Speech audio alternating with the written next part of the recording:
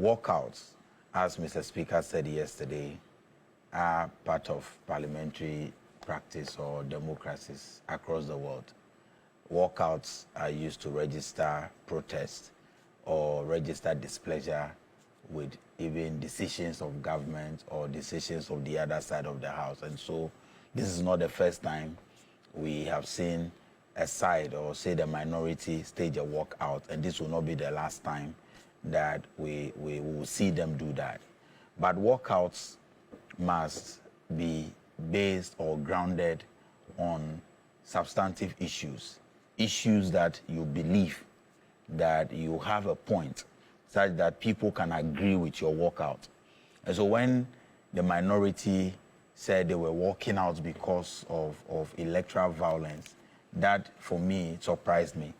It was not only disappointing, but shocking to the extent that, like I said before, the NPP minority in parliament today lack the moral courage and the moral authority to even comment on electoral violence. Let us be clear. No one should condone electoral violence of any form. Nobody should support any attempt to bring disorder in our elections. We must all strive to organize free, peaceful, fair elections.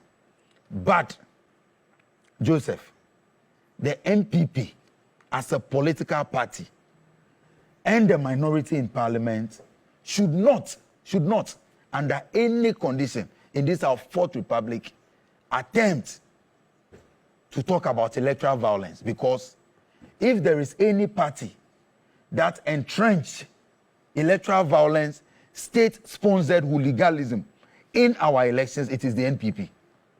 Joseph, from 1957, throughout our elections, we've seen some isolated cases of violence, but we can describe those ones as some political hooliganism, where supporters of NDC, NPP clash, or supporters of CPP, PNC, they do clash in elections.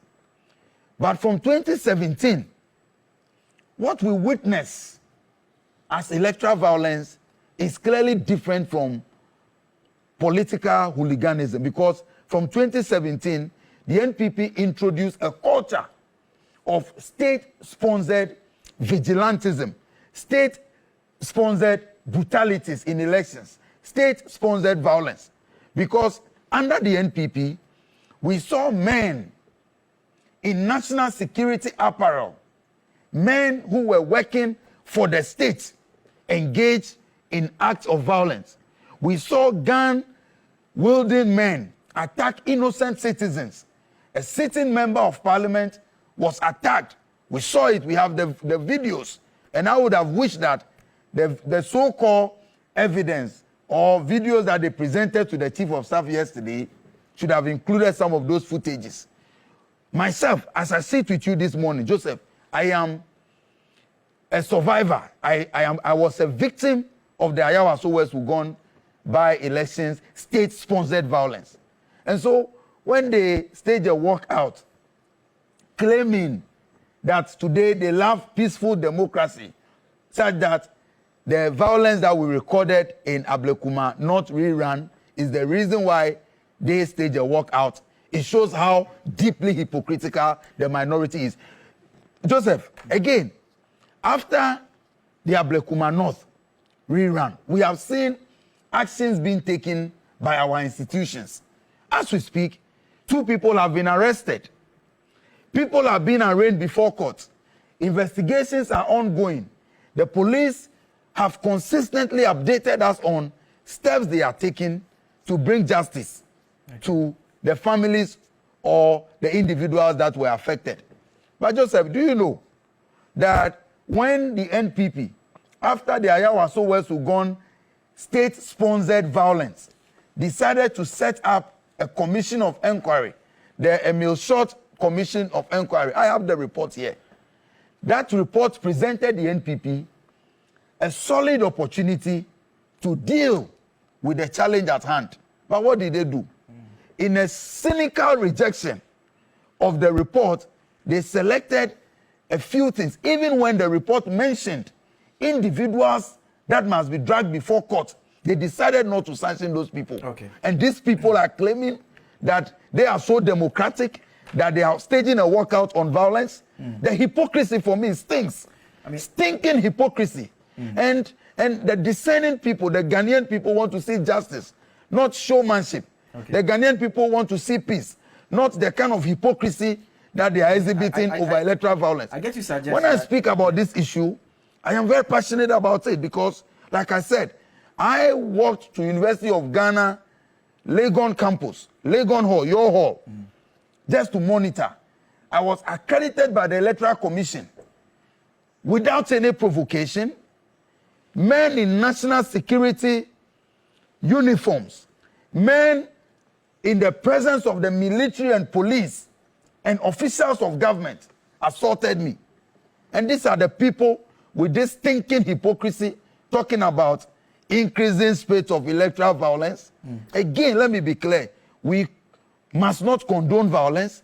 We are calling for justice for victims of the rerun, but that justice must not be limited to Ablekuma North.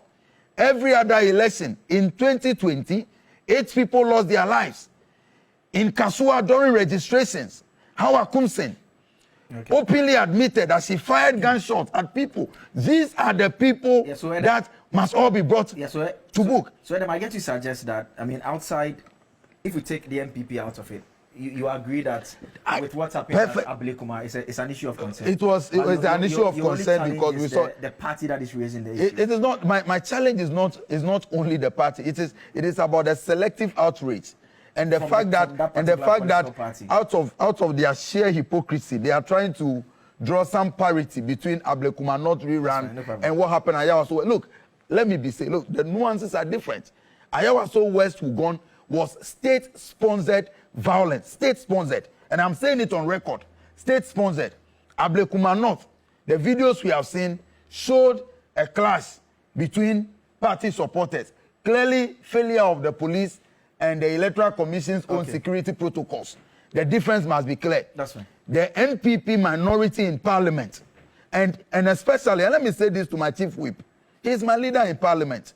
But I will show you a video where he was inciting NPP supporters that when they meet, when there is a clash. So I'm not Dombre, my leader in parliament. That hypocrisy stinks. He shouldn't even be the one talking about electoral violence. When there's a video, I will let you play it, was inciting NPP supporters that when you meet NDC supporters during elections and there is a fight, make sure you support your colleague NPP to fight and all of that, to beat up the NDC. Such a person is the one leading this fight against electoral violence.